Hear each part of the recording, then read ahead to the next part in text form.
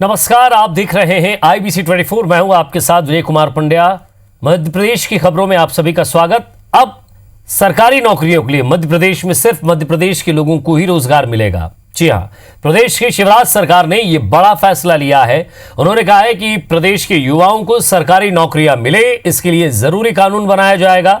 मध्य प्रदेश के संसाधन केवल प्रदेश के बच्चों के लिए होंगे। मध्य प्रदेश में सरकारी नौकरियों में भर्ती के लिए अब तक ओपन आवेदन मांगे जाते थे, लेकिन अब मध्य प्रदेश के लोगों को ही अप्लाई करने का अधिकार होगा। हालांकि यह तय करना होगा कि बाकी के दूसरे राज्यों से आए जो लोग मध्य प्रदेश में रह रहे हैं उनके लिए क्या नियम होंगे, साथ ही नई व्यवस्था कब से लागू होगी, इसका ऐलान नहीं किया गया है। लेकिन सरकार ने यह साफ कर दिया है कि कानून में संशोधन किया जाएगा। बीजेपी प्रदेश अध्यक्ष BD शर्मा और प्रदेश के राष्ट्रीय उपाध्यक्ष प्रभात झा ने सरकार के इस फैसले का स्वागत किया है। वहीं कांग्रेस ने इसे महज घोषणा बताया है। पूर्व सीएम कमलनाथ ने ट्वीट करके पूछा है कि अपनी पिछली 15 साल की सरकार में कितने युवाओं को रोजगार आपकी सरकार ने दिया है। कमलनाथ ने यह भी लिखा है कि आखिरी 15 साल बाद युवाओं के रोजगार को लेकर जागे हैं और हमारे निर्णय के अनुरूप वो घोषणा की है।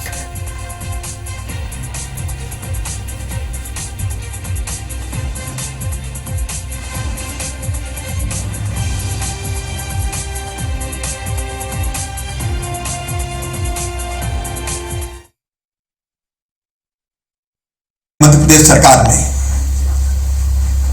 एक महत्वपूर्ण फैसला किया है। मध्य प्रदेश की शासकीय नौकरियां अब केवल मध्य प्रदेश के बच्चों को दी जाएगी। इसके लिए हम आवश्यक कानूनी प्रावधान कर रहे हैं। मध्य प्रदेश के संसाधन मध्य प्रदेश के बच्चों के लिए। माननीय शिवराज सिंह चौहान ने मध्य प्रदेश के नौजवानों के लिए, युवाओं के लिए एक ऐतिहासिक फैसला लिया है कि मध्य प्रदेश में नौकरियां मध्य प्रदेश के बच्चे नौजवानों को ही मिलेंगी और मध्य प्रदेश के संसाधन मध्य प्रदेश के बच्चों के लिए ये एक ऐतिहासिक फैसला है। मध्य प्रदेश की जितनी भी नौकरियां हैं वो अब मध्य प्रदेश के युवाओं को ही मिलेगी। ये फैसला सामान्य फैसला नहीं है और ये लुभाने वाला नहीं है। शिवराज सिंह जी जो बोलते हैं वो करते हैं, इसलिए मध्य प्रदेश सरकार को मैं दिल से बहुत बहुत बधाई देता हूँ। हम इस पूरी घोषणा का, पूरी बात का स्वागत करते हैं, पर याद रहे कि शिवराज सिंह जी को घोषणावीर के नाम से भी जाना जाता है। शिवराज सिंह जी, आपने कितनी घोषणाएं की, कितने डिसीजन लिए और कितने इंप्लीमेंट हुए और अंतोगत्वा कितने पे रिजल्ट पॉजिटिव उस ओर निकला, इसका जो रिजल्ट है वो 0 है। और इधर मध्य प्रदेश के मुख्यमंत्री शिवराज सिंह चौहान ने कहा है कि प्रदेश में जनता के हित में लिए जाने वाले फैसलों पर अमल और सरकार के टारगेट को जो अफसर पूरा नहीं करेगा उस पर कार्रवाई होगी। आपको बता दें कि सीएम शिवराज सिंह चौहान ने आज मंत्रियों और अधिकारियों के साथ 15 अगस्त को की गई घोषणाओं के क्रियान्वयन की समीक्षा की और इस दौरान उन्होंने कहा कि एक तय तिथि पर प्रदेश के सभी जिलों में निःशुल्क खाद्यान्न वितरण का काम शुरू करना है। वो संभावित तिथि 1 सितंबर को हो सकती है। इस दिन सभी 33 मंत्री अलग अलग जिलों में जाएंगे और अपने हाथों से खाद्यान्न वितरण करने की शुरुआत करेंगे।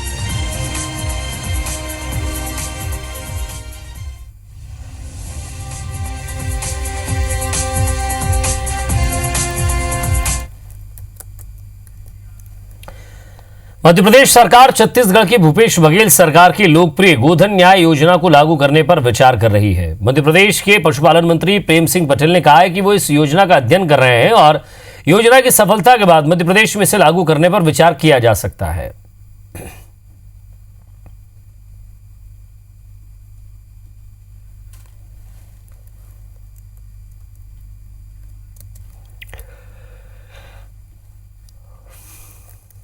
मध्य प्रदेश की सरकार भी जो आज, क्योंकि ये तो एक के देखा देखी काम होता है, आज मतलब अच्छा होगा तो हम भी मध्य प्रदेश में चालू करेंगे। और मध्य प्रदेश में शिवराज मामा के राज में अब भांजियों की शादी शाही अंदाज में नहीं हो सकेगी। प्रदेश की शिवराज सरकार ने कमलनाथ सरकार के समय कन्यादान योजना की 51,000 रुपए की राशि को कम करते हुए पिछले समय की शिवराज सरकार के बराबर करने का फैसला किया है। कांग्रेस सरकार में मध्य प्रदेश के मुख्यमंत्री पद की शपथ लेने के बाद कमलनाथ ने इसकी राशि 28,000 से बढ़ाकर 51,000 की थी, लेकिन एक बार फिर शिवराज सरकार ने इसे 28,000 कर दिया है।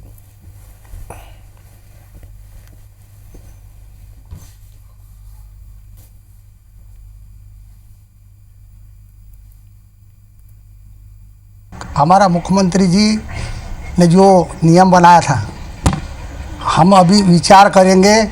जो पहले हम लोगों को सीएम साहब देते थे वो देंगे तो हम लोग पूरे प्रदेश में जहाँ भी शादियाँ होगी उसके हम पूर्ति कर पाएंगे। करने के लिए आदरणीय कमलनाथ जी ने ये योजना लाए थे। 28,000 से 51,000 की थी, जिसमें आम बच्चों की शादियाँ हो रही थी। हम लोगों ने कई बच्चों को दिलवाए भी, हम लोग के अपने एरिया में भी काफ़ी पैसे, और एक अच्छी योजना थी।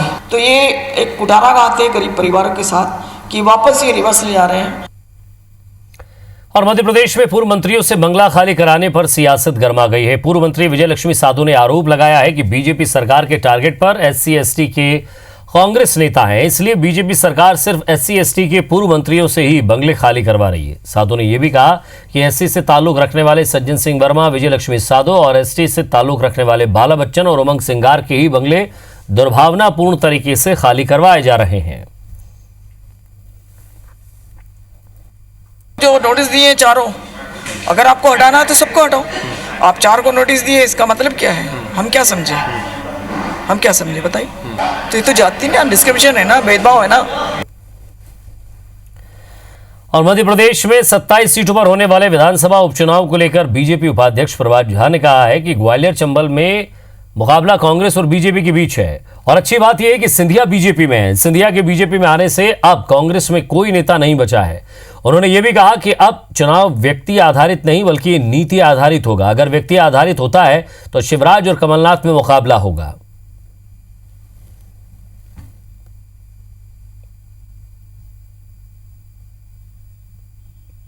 सब लोग मिलकर हम लड़ेंगे।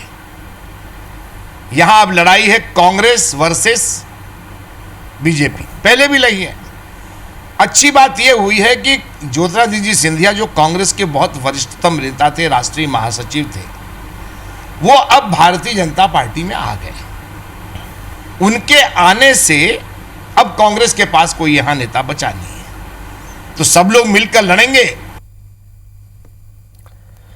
और ज्योतिरादित्य सिंधिया पर कांग्रेस के आरोपों को लेकर सिंधिया समर्थक मंत्री प्रद्युम्न सिंह तोमर ने पलटवार किया है। उन्होंने कहा है कि 2018 में चुनावी वादे ज्योतिरादित्य सिंधिया ने नहीं बल्कि तत्कालीन मुख्यमंत्री ने किए थे, लेकिन अब जनता 15 महीनों का हिसाब मांग रही है। कांग्रेस पहले उनका जवाब दे। वहीं कोरोना संकट में स्वास्थ्य मंत्री को हाईजैक करने के कांग्रेस के आरोप पर उन्होंने कहा कि बीजेपी सरकार लगातार कोरोना की रोकथाम में जुटी है, हालात काबू में है।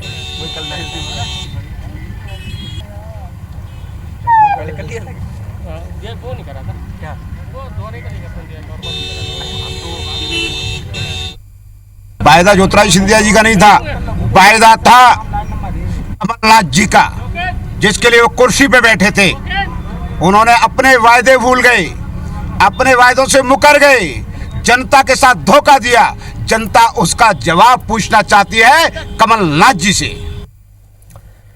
मध्य प्रदेश के बहुचर्चित हनी ट्रैप मामले में दायर सभी याचिकाओं पर हाईकोर्ट की इंदौर बेंच ने सुनवाई पूरी कर ली है और अपना फैसला सुरक्षित रख लिया है। 1 हफ्ते में फैसला आने की संभावना है। आपको बता दें कि इस मामले में दायर याचिकाओं में मामले की निष्पक्ष और CBI से जांच की मांग की गई है।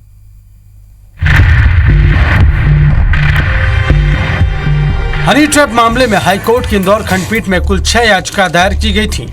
इनमें से 4 जनहित याचिका हैं, जबकि एक याचिका आरोपी श्वेता पति विजय जैन की ओर से, जबकि दूसरी याचिका आयकर विभाग की तरफ से दायर की गई है। इन सभी याचिकाओं में मुख्य रूप से निष्पक्ष जांच और CBI को हनी ट्रैप मामला सौंपे जाने की मांग की गई है। साथ ही SIT पर जांच में लापरवाही का आरोप लगाया गया है।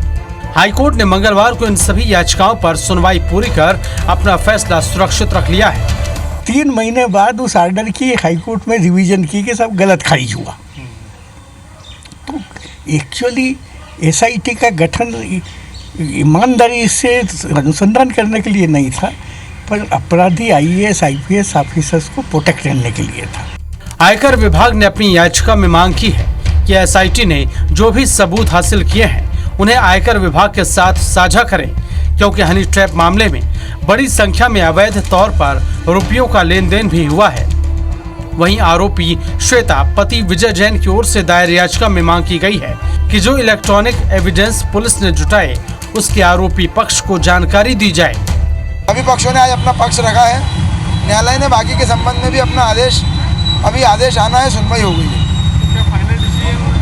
फाइनल डिसीजन की उम्मीद कम है, कुछ नए तथ्यों पर खुलासे हो सकते हैं, कोई नया आदेश आ सकता है। अगली सुनवाई की भी तारीख नहीं है, आदेश में जो तारीख निर्धारित होकर के आएगी वो मानेगी। फिलहाल हाईकोर्ट एक हफ्ते में अपना फैसला सुनाएगा। देखने वाली बात यह होगी कि हाईकोर्ट मामले की जांच सीबीआई को सौंपता है या नहीं। वैसे सीबीआई हाईकोर्ट के निर्देश पर जांच के लिए सहमति जता चुकी है। दीपक यादव, IBC 24, इंदौर। और ज्यादा बातचीत के लिए हमारे संवाददाता दीपक यादव हमारे साथ जुड़ गए। दीपक, 3 बहुत महत्वपूर्ण पहलू हैं इस केस के। सबसे पहला तो ये कि जिस तरह से आयकर विभाग कह रहा है कि एसआईटी ने पूरी तरह जानकारी नहीं दी, हमें उनकी कैश की कोई जानकारी नहीं है, और जो कोर्ट में तथ्य दिए गए हैं वो भी हमें नहीं बता रहे हैं, वो हमें बताया जाए। दूसरा ये कि अभी फैसला आना बाकी है, फैसला सुरक्षित रख लिया। और तीसरा ये कि क्या सीबीआई इसमें इंटरेस्ट लेती है, क्योंकि वो पहले कोर्ट से इंटरेस्ट जता चुकी है।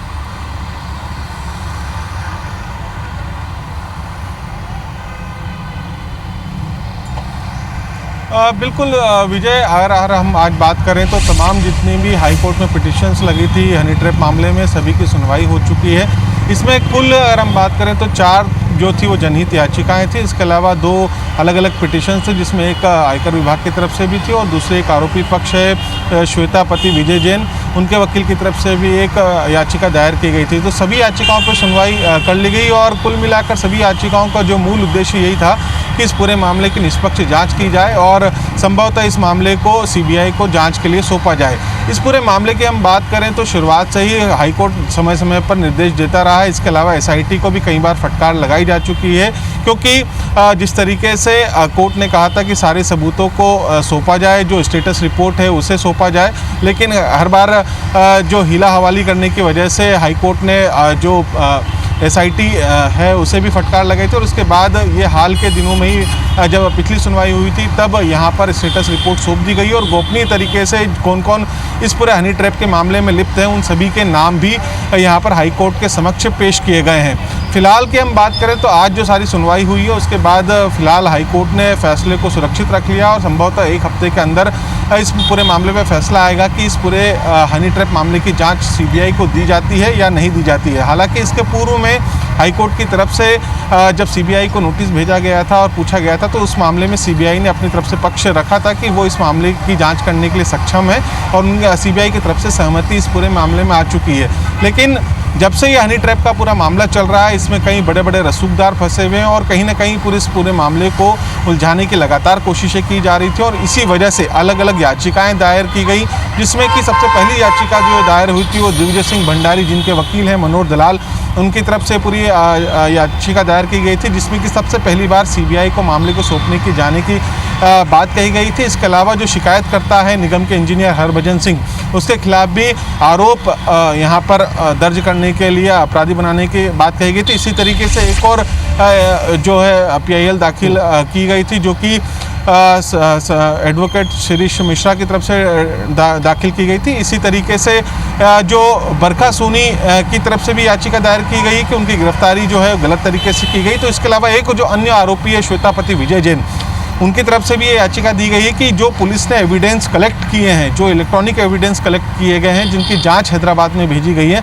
तो उन सारे सबूतों की जानकारी भी आरोपी पक्ष को दी जाए कि आखिर ये कौन कौन से सबूत थे और किस सबूत के बिना पर उनकी गिरफ्तारियां की गई हैं और आगे पूरा मामला चल रहा है। इसके अलावा जो सबसे बड़ा मामला है कि आयकर विभाग भी इस पूरे मामले में पूछताछ कर चुका है और कैश ट्रांजेक्शन की जो बात निकल कर सामने आई। तो कुल मिलाकर अब हाईकोर्ट को फैसला लेना है कि ये मामला सीबीआई के हाथों में जाता है या पूर्व की तरह एसआईटी इस पूरे मामले की जांच करती है। हालांकि लेकिन जिस तरीके की संभावनाएं जताई जा रही हैं, हो सकता है कि पूरा मामला किसी निष्पक्ष एजेंसी के हाथ में चला जाए। शुक्रिया दीपक, इस तमाम बातचीत के लिए नजर बनाए रखिएगा, आगे भी आपसे अपडेट लेते रहेंगे। इधर मध्य प्रदेश में बढ़े हुए ओबीसी आरक्षण के मामले पर आखिरकार आज राज्य सरकार ने अपना जवाब हाईकोर्ट में पेश कर दिया है। राज्य सरकार ने अपने जवाब में मध्य प्रदेश में 50% से ज्यादा ओबीसी आबादी का हवाला दिया है। सरकार ने अपने जवाब में कहा है कि ओबीसी वर्ग की बड़ी आबादी और उसके सामाजिक आर्थिक पिछड़ेपन को दूर करने के लिए उन्हें बढ़ा हुआ आरक्षण देना जरूरी है। इधर याचिकाकर्ताओं की ओर से राज्य सरकार के जवाब पर आपत्ति जताई गई है। याचिकाकर्ताओं का कहना है कि सरकार का जवाब सुप्रीम कोर्ट की उस गाइडलाइन के खिलाफ है जिसके मुताबिक सिर्फ आबादी के हिसाब से किसी वर्ग को आरक्षण नहीं दिया जा सकता है और आरक्षण की अधिकतम सीमा 50% से ज्यादा नहीं हो सकती। याचिकाकर्ता की ओर से कहा गया है कि इस लिहाज से मध्य प्रदेश में SC, ST और OBC वर्ग की कुल आबादी 87% है, लेकिन इन्हें 87% आरक्षण नहीं दिया जा सकता है। ऐसा होना अनारक्षित सामान्य वर्ग के साथ भेदभाव होगा। इस मामले में अगली सुनवाई 4 हफ्ते बाद होगी। जबलपुर हाईकोर्ट ने फिलहाल अपने अंतरिम आदेश को जारी रखा है, जिसके तहत OBC वर्ग को 27 की बजाय पहले की तरह 14% आरक्षण ही दिया जाएगा। Total population of SC, ST and OBC Madhya Pradesh में बैठ रही है अराउंड 87%। तो मैं ये पूछना चाहूंगा कि क्या 87% रिजर्वेशन भी वो विजुलाइज कर सकते हैं? तो इस बेसिस पे आज स्टे टू कंटिन्यू है, इंटरिम ऑर्डर टू कंटिन्यू, और इसके लिए अब 4 हफ्ते बाद नियत की गई है for the final arguments. Bharatiya Janata party की जो सरकार आज मध्य प्रदेश में काबिज है, वो अन्य पिछड़ा वर्गों को उसकी अधिकारिता 27% आरक्षण देना ही नहीं चाहती, जिसके तहत उन्होंने आज तारीख को बढ़वा लिया है और निश्चित तौर से ये कहीं ना कहीं अन्य पिछड़ा वर्गों के साथ अन्याय है। मध्य प्रदेश में कई जिलों में लगातार हो रही बारिश से नदी नाले उफान पर हैं। गांव से शहर का संपर्क टूट चुका है। शहर के कई इलाके भी जलमग्न नजर आ रहे हैं। घरों में पानी भरने से लोग परेशान हैं। वहीं पानी निकासी की व्यवस्था को लेकर निगम के दावों पर भी बारिश ने पानी फेर दिया है। आपको तस्वीर दिखाते हैं कि आखिर किस तरह हालात बिगड़े हुए हैं। मध्य प्रदेश में मेहरबान मानसून अब आफत बनता जा रहा है। कई जिलों में बारिश ने हालात बिगाड़ दिए हैं। नदी नाले उफान पर हैं, पुल डूब चुके हैं, जिससे घंटों तक आवागमन पूरी तरह ठप रहता है। वहीं कई शहरों में जगह जगह जल भराव की स्थिति लोगों के लिए सिरदर्द साबित हो रही है। कटनी की बात करें तो सोमवार की रात से रुक रुक कर झमाझम बारिश का दौर चला। सड़कें पूरी तरह जलमग्न हैं। शहर के निचले इलाकों में लोगों के घरों में पानी भर गया है। मंडला में भी नदियां उफान पर हैं। NH 30 के हेलो पुल के ऊपर से पानी बह रहा है। वहीं ग्रामीण लकड़ी के लिए जान जोखिम में डालने से बाज नहीं आ रहे। बैतूल की बात करें, यहाँ भी नदियां उफान पर हैं। सापना नदी अपने शबाब पर है। लोग जान पर खेलकर नदी पार करने से गुरेज नहीं कर रहे। बारिश से ऐसे ही हालात रायसेन में भी बन पड़े हैं। सोमवार रात से बारिश का कहर टूटा। पारासरी नाला उफान पर है। भोपाल सागर मार्ग ठप पड़ा है। विंध्य क्षेत्र की बात करें, यहाँ भी मानसून काफी मेहरबान रहा। बाण सागर डैम का जलस्तर लगातार बढ़ रहा है, इसीलिए डैम के 16 गेट खोले गए। उधर अनूपपुर के तिपान नदी अचानक उफान पर आ गई। बाढ़ में 2 लोग घंटों तक फंसे रहे। वहीं जबलपुर डिंडौरी में बारिश का असर बरकरार है। जलस्तर बढ़ने के बाद बरगी बांध के 13 गेट खोलने का फैसला किया गया, जबकि इंदौर में अब अच्छी बारिश होने के आसार हैं। फिलहाल मध्य प्रदेश में लगातार जारी बारिश से शहरों में लोगों की मुसीबत बढ़ती दिख रही है। जगह जगह जल भराव की स्थिति है। लोगों के घरों में भर रहा पानी उनका काफी नुकसान कर रहा है। Bureau report, IBC 24। और इधर मध्य प्रदेश में इन दिनों आफत की बारिश हो रही है। प्रदेश के अधिकतर नदी नाले उफान पर हैं। कहीं कहीं तो नदियों के पुल ही डूब गए हैं। लोग अपनी जान जोखिम में डालकर नदी पार कर रहे हैं। बारिश से लबालब बांधों का गेट भी खोला गया। प्रशासन ने निचली बस्तियों में रहने वाले लोगों के लिए बाढ़ का अलर्ट जारी किया है। इसके साथ ही शहरों में जल भराव की स्थिति सामने आ रही है। सड़कों के ऊपर पानी बह रहा है। लोगों के घरों में पानी घुस गया है और कई जगह पर तो लोग रथ जगह करने को मजबूर हैं।